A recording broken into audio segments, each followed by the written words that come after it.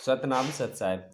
विष्णु जी का क्षीर सागर में निवास करने या तथागत बुद्ध का जो है निद्रावस्था में आसन करना या योग ध्यान करना, इसके पीछे का रहस्य क्या है, इसको जानते हैं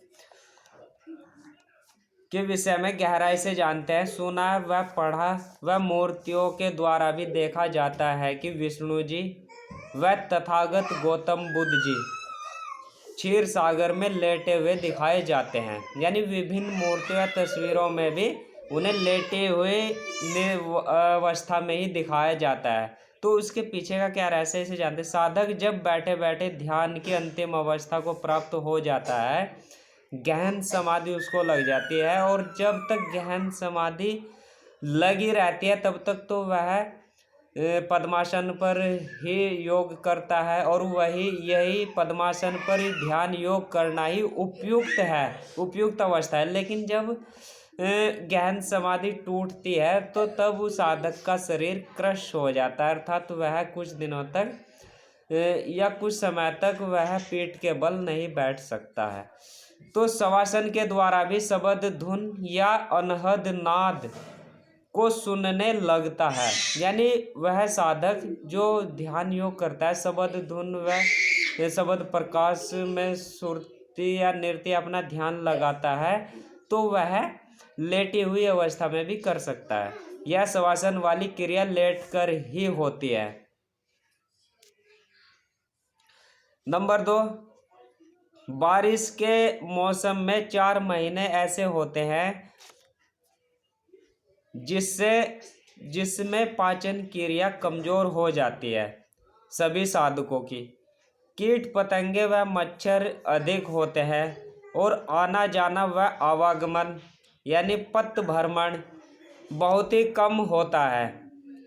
तो आवागमन के साधन कम होने के कारण या जल भराव होने के कारण, और अब से कई सौ साल पहले की आप स्थिति समझ सकते हैं कि बारिश के मौसम में क्या क्या व्यवस्था या सड़क व्यवस्था कैसी रही होगी, परिवहन के साधन क्या होंगे। तब साधक एक स्थान पर रहकर ही साधना करते थे, और चौमासे यानी इस पूरे मौसम को चौमासे यानी 4 महीने के नाम से जाना जाता है। 4 महीने वाले समय को चौमासा कहते हैं। तो चौमासे में जो है आंतें कमजोर होने के कारण पद्मासन में बैठने पर आंतों पर जोर पड़ता है। तो इसलिए चौमासे या बरसात के मौसम में लेटकर ही ध्यान किया जाना शरीर के लिए लाभदायक है। यानी जब हमारी पाचन क्रिया कमजोर हो जाती है, आंतें कमजोर हो जाती है इस समय में, इस मौसम में, तो उस पर बैठकर ध्यान न करके लेटी हुई अवस्था में ही ध्यान करना सबसे उपयुक्त होता है। नंबर 3, जिन महात्माओं व साधकों को पेप्टिक अल्सर या संग्रहणी रोग होता है, तो वह ज़्यादा कमजोर हो जाने के कारण वह लेटकर ही अनहद नाद या नाद ब्रह्म का ध्यान करते हैं। आपने सुना भी होगा कि तथागत बुद्ध, यानी इसका साफ तौर पर उदाहरण है, या त्रिपिटक के जो ग्रंथ है उनमें वर्णित है कि तथागत बुद्ध को जो है संग्रहणी या कोलाइटिस रोग हो गया था। इसलिए बुद्ध ने जब शरीर छोड़ा था तो उनको खूनी दस्त लगे थे। यानी यह धर्म ग्रंथों में वर्णित है, जो रुक नहीं पाए थे। हमें अब नंबर 4, हमें लगता है कि अधिकतर साधकों को जो सूरत शब्द का योग करता है उसको संग्रहणी रोग हो जाता है, क्योंकि संग्रहणी में साधक मृत्यु के नज़दीक ही होता है। यानी संग्रहणी रोग एक इस तरह का रोग है, इसमें मृत्यु पल पल होती रहती है।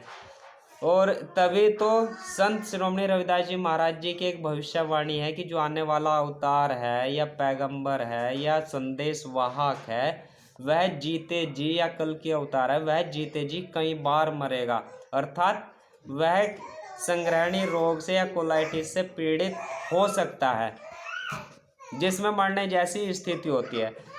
निष्कर्ष है यानी यह क्षीर सागर वाली एक अवस्था है ध्यान की, यह एक मजबूरी है।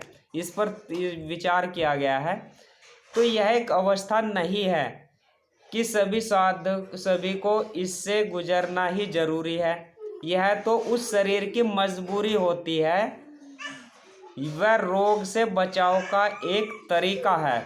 यानी शरीर को स्वस्थ रखने का या रोग से बचाव करने का, या जो रोग के जो लक्षण से पीछा छोड़ने के लिए यह एक तरीका मात्र है। ध्यान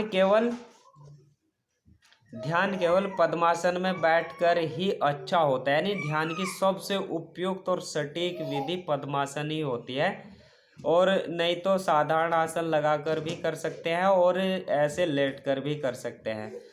लेकिन यदि अगर कहा जाए कि ध्यान की क्या अवस्था है, तो वह पद्मासन ही है। अगर पद्मासन में नहीं बैठ सकते हैं तो लेटकर भी कर सकते हैं।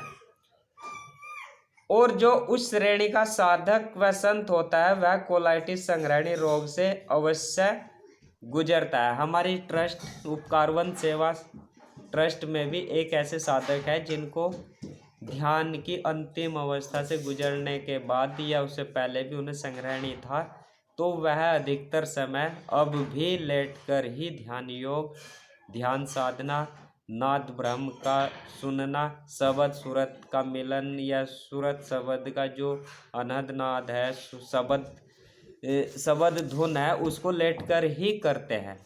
तो आप सभी से निवेदन है कि हम सब लोग ध्यान की ओर बढ़े, और बारिश के मौसम में अपने शरीर की इम्यूनिटी बढ़ाने के लिए हम जो है लेट कर भी ध्यान कर सकते हैं। सतनाम सत साई।